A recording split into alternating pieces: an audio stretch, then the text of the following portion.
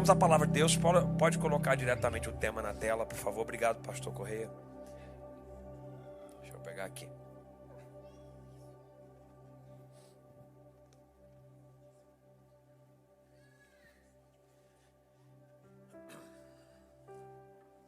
Já coloquei o tema já na tela para você. Mensagem que tenho nessa noite tem este tema: descobrindo quem é Jesus. Maravilha, né, gente? Mas por que descobrindo quem é Jesus? A gente já não descobriu? Não.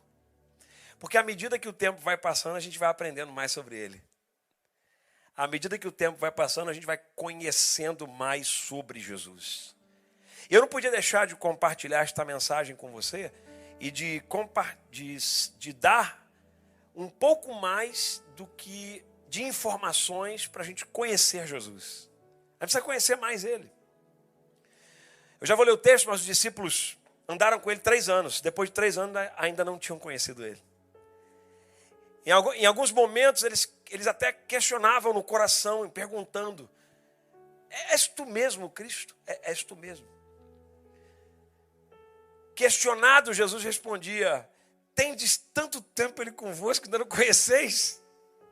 Pois é, nós passamos uma caminhada, uma trajetória com Jesus e muitas vezes não conhecemos como Ele age, como Ele faz, como Ele pensa, como Ele se alegra, como Ele quer. Às vezes nós somos impactados por Jesus e surpreendidos por Ele. Aliás, Ele ama surpreender a gente. E às vezes nós achamos que a coisa será de um jeito, uma tratativa de Jesus de um jeito, uma maneira de conduzir de um jeito, e Jesus faz de uma maneira completamente diferente. E você se surpreende. Pode ser até que você não se surpreenda mais com o ser humano. Pode ser que você não se surpreenda mais com as coisas. Sabe aquela coisa assim, você compra carro? Comprei carro. Já não me surpreende tanto. Comprou a casa? Já não me surpreende tanto. É legal, aquela emoção inicial, mas não surpreende tanto. Do quando a gente é mais jovem, em que as coisas nos surpreendem mais, os relacionamentos novos nos surpreendem mais. E o tempo vai passando, a idade vai aumentando, e você às vezes vai diminuindo a quantidade de amigos, até que você fica com no máximo 2 amigos, porque você já não se surpreende mais com aqueles que chegam querendo ser amigos e depois você descobre que não são. Então a gente vai amadurecendo e vai descobrindo que nós não nos surpreendemos mais tão fácil. Mas com Jesus é diferente. Ele sempre surpreende a gente. Ele sempre surpreende a gente. O tempo todo. Ele fez isso na Bíblia, ele fez isso em muitas famílias. Ele faz isso na sua e na minha família, ele faz isso na nossa casa, ele faz isso na nossa igreja. Na igreja que é dele. Jesus continua nos surpreendendo. E por isso a necessidade de conhecer cada vez mais Ele. E o que pode revelar quem é Jesus? As Escrituras. São as Escrituras que revelam para a gente quem é Jesus. E por que será que nós, muitas vezes, não temos uma noção mais clara? A nossa noção é: Ele é o Cordeiro de Deus, Ele é o Salvador. Ele ama.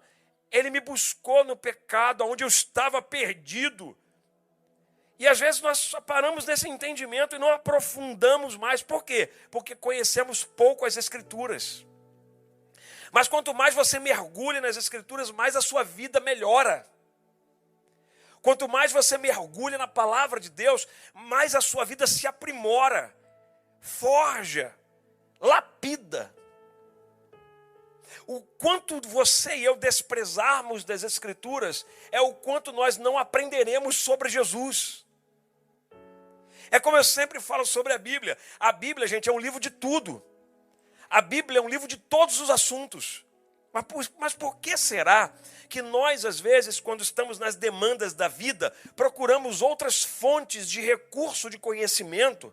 Nós consultamos outras fontes e a gente quer descobrir a solução de um problema nosso, de crise interna, de crise externa. Queremos procurar lá fora nas fontes das mais alheias escritas pelos homens. Por que ficamos nessa sede? Porque nós não conhecemos as Escrituras. Jesus diz assim: errais, porque vocês não conhecem as Escrituras nem o poder de Deus. E quando você diz assim, errais, Jesus, e por não conhecer as Escrituras, é dizer a Jesus assim mesmo, ó, errais porque vocês não me conhecem. Vocês não me conhecem. Porque quem é a Escritura? É Ele é o verbo vivo, gente. Ele é a palavra. Ele é a ordem de tudo que existe. Eu costumo dizer, o céu tem uma linguagem. Os Estados Unidos da América, por predominância, tem o inglês, mas também tem o espanhol. O Brasil tem por predominância o português do Brasil, nem de Portugal, do Brasil. E os países têm as suas línguas. O céu também tem a sua língua, a eternidade, a glória, o ambiente celestial, onde Deus está sentado no trono, também tem uma língua. E para cada linguagem há necessidade do conjunto de verbos. Porque se você e eu não tivermos verbos dentro de uma linguagem, não dá significado às expressões. Você pode até entender alguma coisa, alguma palavra, alguma noção, algum substantivo, mas um substantivo isolado pode perder sua eficácia se não tiver um verbo. Porque é o verbo que dá ação. É o verbo que diz o que você quer fazer com aquele substantivo. Você entende? Então, 99,9% de uma linguagem está baseada nos verbos, está baseado nos verbos. Só que a eternidade tem um verbo. E como é o nome do verbo da eternidade? Jesus. Como é que você quer se comunicar com o céu se você não conhece a linguagem do céu? Por isso, descobrindo quem é Jesus, eu já começo esta mensagem abrindo para você, descortinando para você um pouco mais de conhecimento. Eu estou revelando para você que o verbo da eternidade é Jesus. Então, se você quer mais intimidade, mais aproximação, mais poder de Deus, mais manifestação de milagres, mais transformação de vida, se você quer experimentar uma vida nova de verdade, você tem que conhecer cada vez mais o verbo que existe na eternidade, e o nome dele é Jesus. Foi Jesus que te salvou, te pegou da lama do pecado. Eu me lembro muito bem quando eu tinha meus 14 para 15 anos, eu conheci a Ana Cláudia, minha esposa hoje, que fizemos 29 anos de casado, com 4 namoros, são 33 anos que eu convivo com ela. E o meu eixo de vida mudou porque eu conhecia ela, e ela foi o canal que Deus usou para me aproximar do reino de Deus. Olha eu hoje aqui, gente, estou pregando o evangelho para você. Eu fui alcançado. Em maio, meus pais chegam aqui, vocês vão conhecer meus pais. E vocês vão ver o que Jesus fez na minha casa. A minha casa andava em trevas, Jesus entrou e transformou a minha história. Mas será que desde o tempo que eu conheci Jesus, eu conheço tudo que ele é, que ele representa, quem ele é, o que ele faz? Não, ele me surpreende a cada dia, gente. Ele me surpreendeu quando eu vi meu pai se converter. Ele me surpreendeu quando eu vi minha mãe se converter. Ele me surpreendeu, gente. Meu pai, quando eu tinha uns 15 anos mais ou menos de idade, eu comecei, agora vou para a igreja, 16 anos me batizei. Eu lembro meu pai, a resistência era tão grande, não era, mas era pela ignorância espiritual dele. Porque é um homem bondoso, honesto, é um cara de um caráter libadíssimo, meu pai. Um ferreira de verdade, um homem. Mas ele tinha um bloqueio espiritual. Então ele dizia assim, eu não quero um filho crente na minha casa, eu não quero um filho que gosta de igreja, eu não quero nada disso. Sabe, assim, eu vi uma brutalidade nele, a ponto de até achar que eu tinha que sair de casa. Mas não era ele. E eu vi Jesus me surpreender, porque salvou meu pai. Eu me lembro disso. Eu me lembro do meu irmão trabalhando comigo, meu irmão por volta dos seus 18, 19 anos de idade, meu irmão era um cara muito mais espevitado que eu sempre fui daqueles estudiosos, gostava de estudar, tinha a minha vidinha ali assim, bem recatada, bem tranquilo, bem calmo, porque eu sou um cara calmo. Eu sou agitado aqui, gente. Lembra daquela coisa que a gente aprendeu dos temperamentos, que o pastor Léo ensinou, que você, na inclusão, né, no social aqui, você tem uma característica do temperamento? Mas quando você está dentro de casa, na afeição, eu já sou uma outra pessoa. Não é que eu sou bipolar, não é isso.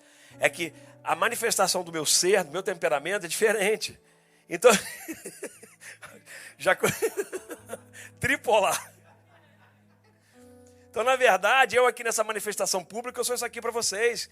Mas eu sou uma pessoa tranquila, eu passo horas sentado, escrevendo, quieto no meu lugar. Não sou essa pilha o tempo todo. Engraçado como é que é o temperamento do ser humano, sabe? Então, assim, e Jesus me alcançou a minha casa. Meu irmão já é um cara mais espevitado, tudo. E hoje meu irmão é um cara extremamente calmo, extremamente tranquilo. Mas eu lembro, na época meu irmão estava com uns 18 anos de idade, eu devia ter uns 22, eu sou pouco mais velho de nada do meu irmão. E eu me lembro que ele estava na fase do baile funk no Rio de Janeiro, gente. Mas naquela da pesada mesmo, já viciado em maconha e tudo. E um dia eu preguei o evangelho para o meu irmão dentro de um carro, um Fusca 80 que eu tinha. Meu irmão trabalhando comigo, eu era representante de uma empresa, uma companhia, e ele trabalhando comigo. Aí meu irmão do nada ele mandou assim para mim, eu estava na igreja já. Aliás, eu estava até muito bem já na igreja, até casado com a Ana Cláudia já tinha uma vida no reino, pregando desde novinho, porque aos 18 anos eu comecei a pregar na igreja. Estou com 48, tem 30 anos que eu prego o evangelho, gente. E eu ainda estou descobrindo quem é Jesus, gente. Porque ele me surpreende todo dia. Você perguntar para o pastor Décio ali, com a experiência da idade, um homem de Deus, ele vai dizer, Jesus, ele continua me surpreendendo até hoje. Não é isso, pastor Décio? Ele continua. Jesus continua me surpreendendo. Meu irmão, naquele dia no Fusca 80, disse, fala mais sobre esse Jesus. Eu quero entregar minha vida para ele. Meu irmão hoje é um pastor, bem casado, uma vida arrumada, anos já pastor. E a minha casa serve ao Senhor Jesus. Ele me surpreendeu, gente. Ele surpreendeu a minha casa. Ele surpreende a tua casa. Todos os dias. Deixa eu ler um texto com você da palavra de Deus. O texto está em João capítulo 11. João capítulo 11 diz assim, verso 32. Tendo, pois, Maria, João capítulo 11, verso 32. Tendo, pois, Maria, eu não sei se está na mesma versão aqui, mas acredito que sim. Se não tiver, vão acompanhando aqui.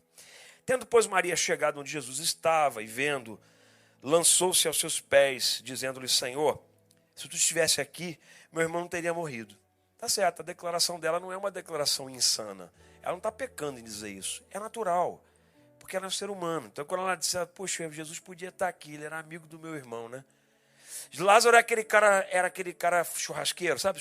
Todo mundo conhece um churrasqueiro alegre assim que pode fazer? Então, Eusébio de Cesareia, que era um historiador do tempo judeu e da historicidade judaica, ele relata que Lázaro era um cara que gostava muito de fazer festas na sua casa. Então Jesus gostava disso. Jesus ia na casa de Lázaro para comer lá, quem sabe, um churrasco da época, de cordeiro. Então, mas esse amigo morreu. Por isso que os discípulos, quando vão dar a notícia para ele, dizem o quê? Lázaro, teu amigo, morreu. Então, assim, é o amigo dele. Gostava de comer um churrasco, Jesus. Jesus, pois, quando a viu chorar, e também chorando os judeus que com ela vinham, moveu-se muito em espírito. E perturbou-se. Sabe aquela coisa que mexe com a alma, né? Moveu-se de compaixão. E disse, onde pusestes ele? Disseram-lhe, Senhor, vem e vê. Menor versículo da Bíblia agora. Jesus chorou. Ele chorou. Ele continua chorando quando ele te vê de vez em quando. Que você se intocou nas cavernas do desespero. E alguns sonhos teus estão morrendo. Ele olha para você, ele tem tanta compaixão que ele chora. Só que o choro é a manifestação do amor de Jesus. Porque o que vem depois do choro é uma ordem. Jesus está dizendo para você que nessa noite, eu estou chorando junto com você, mas daqui a pouco eu vou abrir a minha boca. E quando eu abrir a minha boca, eu vou fazer o que ninguém pode fazer, porque eu sou o Deus que surpreende. Então ele chorou e disseram aos judeus, veja como é que ele amava ele. Ó. As pessoas, aqueles comentários de roda, né? E ele amava ele mesmo. Por que esse comentário? Porque tinha 4 dias Jesus não chegava. Lázaro tinha morrido há 4 dias atrás. E provavelmente o comentário da festa, meu Deus, do sepultamento, que levava dias, provavelmente o comentário era esse. Eu acho que Jesus não amava ele não, isso era tudo falsidade. Isso era tudo falsidade. Porque está 4 dias já, ele não chegou. Não era amigo nada, quem é amigo está aqui na hora. E olha, esse comentário aqui é um comentário contrário. Ele tem evidência porque foi registrado, porque é para marcar um ato diferente daquilo que vem se comentando. Aí, olha o comentário da galera lá. Ó. E ele ama ele mesmo, tanto que ele chorou. Ó. Ele está julgando ele aqui, né? Na verdade, ele ama, sim. E alguns disseram, não podia ele que abriu os olhos ao cego fazer também com que este não morresse? Só que a manifestação de Jesus agora não é a manifestação de cura. A manifestação de Jesus agora é a manifestação de ressurreição. Então ele agora vai surpreender, por quê? Porque na cabeça deles, se ele tivesse aqui, se tivesse doente, seria curado. E se fosse morrer, não teria morrido. Mas agora que chegou, tem 4 dias depois, o que ele vai fazer? Bom, ele sempre surpreende, gente. Me ajuda, diga assim, Jesus sempre me surpreende. Ele sempre me surpreende. Jesus, porém, moveu-se outra vez muito em si. Aquilo tudo ele estava ouvindo, porque a percepção humana faz isso. Né? A gente está ouvindo ao redor, está mexendo com a gente. Mexeu com Jesus também. Mexeu com ele, ele veio ao sepulcro, e o sepulcro era uma caverna. A Bíblia faz esse adendo. Eu gosto muito de analisar cada expressão da Bíblia, porque ela tem um significado. Senão não estaria lá. Se era uma caverna, então, tem muitas coisas que a gente coloca numa caverna e acha que nunca mais aquilo vai resolver. Tem muita coisa que na nossa vida a gente achou, isso aqui vou enterrar. E enterra numa caverna. Na caverna das emoções, na caverna da vida, na caverna sombria, na caverna escura, na caverna do medo, na caverna da crítica, na caverna, vai esconder naquela caverna lá. Você não quer mexer naquilo. Só que é exatamente ali que Jesus vai. Não adianta você esconder nada dele, gente. Pode botar numa caverna, ele vai achar. Onde é que está? Está numa caverna, então eu vou lá. Se está na caverna, eu vou lá. Você está chorando no teu quarto lá? É a tua caverna? Então eu vou lá. Eu vou lá na tua caverna. Porque eu sou esse Deus que vai tirar da caverna. E por isso que ele falou para Elias, está fazendo o quê? Ele escondeu numa caverna. Que fazes aí, Elias? Porque ele não gosta de caverna, gente. Os homens que entraram com Davi na caverna de Adulão eram 400, mas entraram de um jeito e saíram de outro. Por quê? A caverna nunca foi lugar para você ficar permanentemente. A caverna é lugar para você entrar, se é que vai entrar. E se entrou um dia, corre de lá. Porque Jesus não gosta desse negócio de caverna, não. Ele falou, Elias, sai dessa caverna aí, rapaz. Sai desse negócio aí. Ele não gosta muito desse negócio. Ele chegou lá e falou, viu uma caverna. Eu não gosto de caverna. Vou tirar da caverna. Eu vou tirar você dessa caverna da sua tristeza, da sua dor. Essa caverna da incerteza, de que não vai dar certo. Eu vou arrancar você dessa caverna. Das coisas que vão morrendo. Eu cheguei na América, então eu pensei que o negócio ia ser lindo e tal. Mas viu que não era tão simples como achou. Porque os youtubers, eles contam uma história para você. Mas quando você chega aqui é outra, né, irmão? Bem-vindo ao clube. Aí você descobre que tem que construir. Deus vai te dar? Vai. Deus vai fazer? Vai. Vai se levantar? Vai. Vai ter oportunidade? Vai. Vai viver abençoado? Vai. Mas lembre, é tudo para o propósito de Jesus. Tudo para o propósito de Jesus. E aí, foi na caverna, tinha uma pedra sobre ela. Jesus tira a pedra do sepulcro. Marta, irmã do defunto, ela e Maria eram irmãs de Lázaro, disse, Senhor, já cheira mal, porque já de 4 dias, disse-lhe Jesus, não tinha dito que se crer verás a glória de Deus? Queridas, não precisa explicar nada para mim. Só assiste o que eu vou fazer. Porque Ele é o Deus que o surpreende. Por isso tem que descobrir quem é Jesus a cada dia, gente. Tiraram, pois, a pedra de onde o defunto jazia. E Jesus, levantando os olhos para cima, disse, Pai, graças te dou por me haveres ouvido. Eu bem sei que sempre me ouves. Eu gosto dessa oração dele. É a oração da certeza. Quem dera a gente ore mais assim. Eu sei que tu sempre me ouves, Deus. Então agora faz mais uma vez. Ó, que lindo, né? Em nome de Jesus, essa oração será ouvida. Eu sei que Ele sempre me ouve. As suas orações serão ouvidas aqui essa noite. Eu não sei porque. Eu vou parar aqui 2 segundos, 10 segundos, pronto. Fecha o olho e faça uma oração. E diga assim, Senhor, eu sei que Tu sempre me ouves. Então me socorre nessa área. Qual é a caverna que você está vendo uma pedra? Eu creio muito nesses momentos aqui, gente. Que Ele vai responder essas orações aqui agora. Igual Ele fez com o Filho unigênito.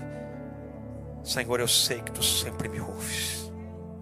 Oh, Espírito Santo. Alguns segundos para você falar a mesma oração. Esse aqui não é um ambiente normal. Esse aqui é um ambiente da presença do Espírito de Deus. Ninguém está aqui pensando em fazer coisa aqui só pelo acaso. A gente está aqui por causa de um propósito. Então tem um sopro de Deus sobre nós aqui agora. Tem uma unção de Deus aqui sobre nós. Tem uma atmosfera de Deus aqui sobre nós. Já está acontecendo alguma coisa no nome de Jesus. Pai, eu sei que tu sempre me ouves. Já está acontecendo um movimento. Nunca perca isso. Você é filho do Deus vivo. Você pode usar a mesma expressão de Jesus. Pai, eu sei que o Senhor sempre me ouve. Não perca isso de vista. Você não é comum. Você é chamado pelo nome dele. Oh, em nome de Jesus. Pai, te dou graças. Mas eu disse isto por causa da multidão que está ao redor, para que creia que tu me enviaste. Tendo dito isto, clamou com grande voz: Lázaro, sai para fora. E o defunto saiu. Toda ordem de Deus tem uma consequência. Ele liberou uma palavra: haja luz, e houve luz. Que haja, ele foi criando. Aí ele agora usou a mesma coisa, a mesma voz: sai para fora. E sai. Por que tem que sair? Toda ordem de Jesus tem uma consequência. Então nessa noite eu quero orar e crer contigo que uma ordem vai ser liberada para mudar um quadro da sua vida agora. Sai para fora. Sabe, uma ordem. Porque, gente, é uma ordem só que baixa. A gente fica às vezes uma enrolação, né? Esperando que Deus fique falando muito. Deus, já reparei, Deus não é de falar muito, não. E pelo menos conhecendo a Bíblia, eu nunca vejo Deus falando muito, não. Ele só falou muito com Jó. Porque Jó estava num nível tão grande de insegurança e falta de fé, que ele levou alguns capítulos conversando com Jó. E a conversa não foi muito boa, não. Foi muito boa, não, ele falando com o Jó, não. Jó, onde é que tu estava, Jó? Quando eu separei o limite dos mares e coloquei o mar aqui na palma da minha mão, aqui assim, ó. Onde é que você estava quando eu dei o nome às estrelas? Elas cantam para mim, você sabe como é o nome delas? Porque eu sei o nome de cada uma. Aí agora, essa semana, saiu uma pesquisa, os caras descobriram outras galáxias no universo. Quem viu isso aqui? Bem perto de nós, descobriram outras galáxias gigantescas com sóis 100 vezes maior do que o nosso Sol aqui. Galáxias. Aí eles começaram a contar as estrelas. Gente, trilhões de estrelas. De uma galáxia até então não conhecida. Como é que pode? Ele falou para Adão assim: Adão, olha o Jesus que a gente tem que conhecer para surpreender. Adão, dá o nome aí dos animais. E você está achando que é tarefa grande isso? Ele deu o nome de cada estrela. E aí elas cantam para ele. Aí a ciência, quando tem que acertar, isso aqui é bonito assim, ó, quer ver? Aí a ciência estudou as estrelas, descobriu que a luz da estrela emite som. Pode estudar, vai pesquisar, você vai ver. As estrelas emitem som, gente. Só que você ouve? Não, porque elas cantam para ele. Porque ele falou para Jó isso: elas cantam para mim. Ai, meu Deus, que Jesus. Eu me surpreendo com ele toda hora. Mas tem hora que ele não fala muito, não. Ele fala assim: sai para fora, acabou. Não tem mais o que falar. Tem hora que é uma voz só, não tem que ficar muita conversa. A gente que gosta muito de conversa. A gente gosta muito de conversa. Mas deixa ligar e deixar eu ir, vai embora, acabou. Eu em 2018, eu assisti um testemunho ao vivo. Eu estava ao vivo diante dessa moça. Era uma americana, uma norte-americana. Ela, Diana Yesen, nome dela. Ela nasceu dentro de uma clínica de aborto, depois de ter sido injetada uma solução salina, e aos 7 meses de gestação, 7 meses, é um tipo de aborto. Eu não sei se hoje esta modalidade é permitida, apesar de toda forma de aborto ser um atentado contra a vida que Deus soprou. Mas eu não sei se hoje ainda é permitida esta solução salina, que é dada principalmente para quando o aborto é causado em crianças, em fetos, em embriões, que já são... Na verdade, já é uma criança. 7 meses já está na hora de nascer. Essa é a verdade. E aí, esta solução salina é utilizada para eficazmente abortar a criança. Só que ela é tão danosa que ela começa queimando a pele da criança todinha, como se fosse um ácido queimando a pele. Tanto que todos os bebês que morrem em decorrência deste tipo de aborto, morrem com a pele queimada, na hora que tira o corpo morto de dentro da mãe, a pele está queimada como se tivesse colocado no fogo. Só que não queima só externamente, queima também internamente. Então é como estar no inferno dentro da barriga da mãe. Só que esta bebê não escolheu isso. Ela não foi condenada ao inferno dentro da barriga da mãe dela. Ela foi liberada para ter vida dentro da barriga da mãe dela. E aí essa moça, Diana Yesen, pode pesquisar sobre ela. É J, se pronuncia Yesen, mas é J. Ela sobrevive. E o atestado de nascimento, né, o nascimento, a certidão diz assim: sobrevivente de solução salina dentro de uma clínica de aborto. O lugar que era para ser de morte foi para ela o lugar de vida. Aí ela conta esse testemunho dizendo: eu estou aqui viva. Tentaram me matar, mas o que me criou disse não. E ela é uma mulher crente. E ela é temente a Deus demais. E é uma das maiores ativistas contra o aborto nos Estados Unidos. Pode procurar. Ela tem uma fundação, um instituto extraordinário. Ela, por conta desta solução salina, tem uma paralisia cerebral. Ela tem dificuldades para caminhar. Mas canta uma inteligência brilhantíssima. Fala com uma propriedade extraordinária. Mas na área motora houve uma paralisia em decorrência desta solução salina. Aí ela até brinca dizendo: bom, a solução salina não me matou, mas olha o que me causou. Então assim, olha o que você está fazendo com uma criança, um bebê que está dentro da sua barriga. O testemunho dela é impactante demais, mas é para arrebentar o coração. E aí quando eu vi aquele testemunho, eu me lembrei desse Jesus que surpreende a gente, que tira a gente da clínica. A clínica de aborto, que era para ser o local para tirar um feto morto, uma criança morta, passa a ser o local de nascimento. Então, o que eu vejo com isso? Eu vejo um Jesus que transforma todo ato de morte em vida. Eu vejo um Jesus que transforma toda mentalidade de morte em mentalidade de vida. Eu vejo um Jesus que, quando ele chega, qualquer coisa que está dentro de uma caverna, ele coloca para fora. Porque se é por nós, a gente vai deixando na caverna. Mas ele não aceita nada dentro da caverna. Porque ele não te criou para você ser aprisionado. Ele criou para você para ser livre. Ele criou você e eu para manifestarmos o poder de Deus na terra. O ser humano, apesar da consequência do pecado de Adão e Eva, está na terra para manifestar a glória de Deus. Porque nós somos as criaturas mais únicas que existem. Os anjos atentam para nós, porque nem os anjos foram criados para ser amados como nós somos. Os anjos foram criados para ministrar. Mas o ser humano foi criado para Deus amar. E se você entendesse isso, você ia ver como Jesus te surpreende sempre. O João, o apóstolo, João, escrevendo uma das suas cartas, a primeira carta de João, não é o evangelho, é a carta, que são 3. E na primeira carta de João, ele diz assim: eu queria até colocar esse texto para eu terminar com esse texto. Coloca esse texto para terminar o culto com esse texto. Coloca ele lá. Primeira carta de João, capítulo 1 mesmo. Olha o que o João vai dizer. Olha o que João vai dizer, que Jesus surpreendeu eles. E ele continua surpreendendo. João, carta. Primeira carta, João. Isso, capítulo 1. Primeira João. Isso. Olha esse texto, gente. Olha João. Quem era João? Um dos discípulos de Jesus. Aquele que recostava até no peito de Jesus. Quando Jesus estava comendo com os discípulos. Tinha uma intimidade enorme com o mestre. De amor, de amizade, de cuidado, de carinho com o reino de Deus. É o homem que vai escrever o Apocalipse. E dos mártires do Evangelho, um dos que vive mais tempo. Um dos que vive mais tempo. O Apocalipse é escrito em 96 depois de Cristo. Ele viveu muito, esse cara. E exilado na ilha de Patmos. Mas uma experiência, uma intimidade com Deus enorme, a ponto de ver Jesus já glorificado. Que nenhum discípulo viu Jesus glorificado.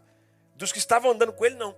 Paulo vê uma luz depois, Jesus fala com ele. Mas João é o único que vê Jesus glorificado. É como se Jesus visse o que nós vamos ver daqui a pouco no arrebatamento. João já viu.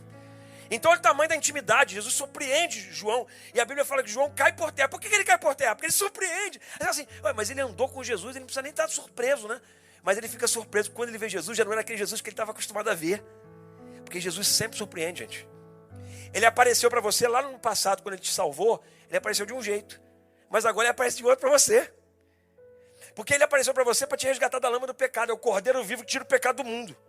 Mas depois, quando ele aparece para você, ele aparece como aquele que traz a espada na boca, como o Rei dos Reis, o Senhor dos Senhores. Quanto mais a sua intimidade com Jesus, mais diferente você vai ver ele. Por isso ele te surpreende sempre. O que era desde o princípio. O que ouvimos, o que vimos com os nossos olhos. O que ele está dizendo? Eu andei com ele, eu vi ele. Só que ele não está tirando onda, não. Porque assim, soberbo João. Quer dizer que você andou e a gente aqui não conseguiu andar com ele. Porque a gente não viu ele. Face a face. Aqui, ó. Pele, tocou nele. Quem já viu aquela série The Chosen? A série. Rapaz, aqui é bom demais aquilo, né? Quem chorou com ela? Quem chorou de novo? 2 vezes, chorou 3 vezes. Eu chorei mais de 1000 vezes vendo ela. E agora estou vendo com a minha neta. E a minha neta, a Via Giovana, fica assim: Jesus é tão lindo, né, avô? Jesus é tão lindo, né? Jesus é tão lindo. Eu vou ensinando para Jesus para ela. Esse é o Jesus que me salvou, minha filha. Que salva você, que salvou você. Estou ensinando ela. Mas desde o princípio que ouvimos, mas eu não vi ele lá, não toquei nele. Mas João tocou nele. O que vimos com os nossos olhos, o que contemplamos e as nossas mãos, apalparam ele. A gente apalpou ele. Você e eu apalpamos ele? Você pensa que não. Isto proclamamos a respeito da palavra da vida. Agora bota o outro versículo. João. A vida se manifestou. Ele, própria vida. Gente, a vida desceu na terra. O que é vida, gente? Vida é quando o ser humano ganhou fôlego. Isso é vida, né? Sim ou não? Quando o animal... A vida se materializou. E andou na terra. Não entendeu nada. Jesus, ele é a vida que anda na terra. Ele anda na terra. A vida, a própria vida. Isso que você vê, o fôlego de vida que a gente tem para andar, para viver, trabalhar. Ele se materializou. A vida se materializou. A vida é isso que o João está querendo dizer no grego. A vida se manifestou, se materializou no nosso meio. Nós a vimos e dela testemunhamos. Ele não está falando de Jesus, o artigo masculino. Está dizendo, nós a vimos, a vida. E proclamamos a vocês. Agora começa. Nós proclamamos a vocês a vida eterna, que estava com o Pai e nos foi manifestada. Agora vem João. Vai, João. Surpreende a gente, João. Proclamamos o que vimos e ouvimos, para que vocês também tenham comunhão conosco. João está dizendo, o que a gente viveu, vocês também vão viver. Porque a gente apalpou ele, vocês também vão apalpar ele. Porque agora o Espírito dele está dentro de você e de mim. E aí a gente vai avançar num nível que João não entrou. Porque a gente avança num nível que ele não entra. A gente avança num nível de intimidade, de que não vimos, não apalpamos fisicamente, mas estamos com ele dentro da gente. Deus, João, o que é isso? E por isso ele está falando para que a comunhão de vocês seja conosco. Ou seja, o que a gente viveu com ele, vocês também vão viver, juntinho. A nossa comunhão é com o Pai e com o seu Filho, Jesus Cristo. João está dizendo assim, tudo que eu vivi, vocês também vão ver. Tudo que eu senti dele, vocês também vão sentir. Eu ouvi a voz dele falar no meu ouvido, vocês também vão ouvir a voz dele falar. Eu vi ele curar, vocês também vão ver ele curar. Eu vi ele transformar, vocês também vão ver ele transformar.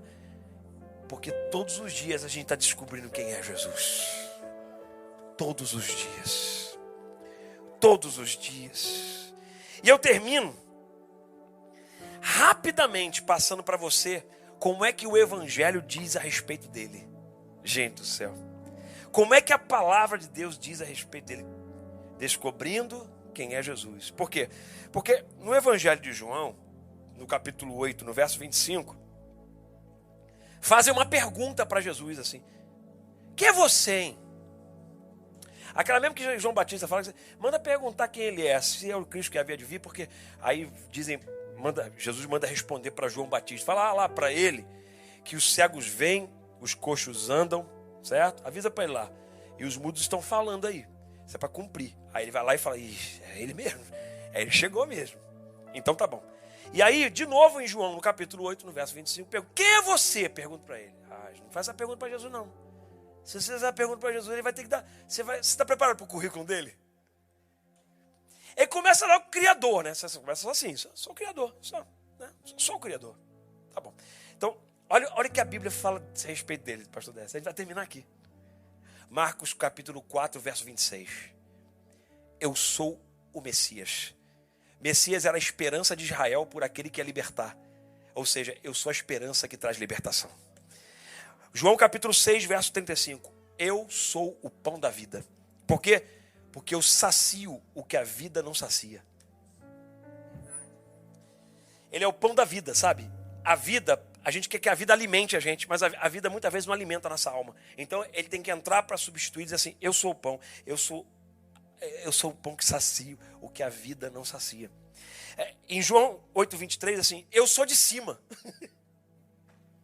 Por quê? Porque ele muda a mentalidade. Nossa mentalidade deixa de ser da terra e passa a ser a mentalidade de cima. E o apóstolo Paulo diz, pensar nas coisas que são de cima e não nas que são da terra. João 9, 25 diz assim, eu sou a luz do mundo. Por quê? Quando apagar, eu apareço. Então se tem trevas na sua vida em alguma área, ele chega e aparece. E a luz dele brilha, não tem como ninguém esconder. Em João 10, verso 7, diz assim, eu sou a porta. Por quê? Ele é a saída que ninguém fecha. Estou sem saída, o que eu faço? Corre para ele, porque ele é a saída que nunca vai fechar. Em João 13, verso 13, diz assim, eu sou o Senhor e mestre. Por quê? Porque o mestre é dotado de toda a sabedoria. Então ele é a sabedoria que você precisa em qualquer área da sua vida. Você quer descobrir mais sobre Jesus? Então vamos lá para terminar. João 14, verso 6. Eu sou o caminho, a verdade e a vida. Por quê? Ele é a plenitude do ser. Por onde anda, a existência e a moral. Ele é completo. E faz sua vida e a minha completas. Porque o ser humano fica procurando por onde, porque existe, quer explicar o tempo todo, e fica procurando ser imortal. Aí Jesus diz assim, fica tranquilo, porque eu sou por onde você vai andar, eu sou a existência que você quer explicar, e eu sou a imortalidade que você vai alcançar. Está tudo em mim aqui, filho. Sem mim, nada podeis fazer. João, capítulo 15, verso 1. Eu sou a videira verdadeira. Por quê? Porque é a única árvore que não falha. O dia que falhar, a dele não falha. Falhou o trabalho, mas ele não falha. Falhou a comida, mas a dele não falha. Falhou o dinheiro, mas a ele não falha. Ele não vai falhar nunca, porque ele é a árvore que está sempre produzindo. Por isso quem anda com ele, está sempre produzindo com ele. Não, você não entendeu nada essa noite. Você não entendeu nada. Apocalipse, capítulo 1, verso 17. Eu sou o princípio e o fim. Ou seja, eu estarei sempre, sempre, sempre. Você precisa descobrir um pouco mais quem é Jesus todos os dias da sua vida. Amém? Fique com essa palavra no seu coração. A igreja fica de pé.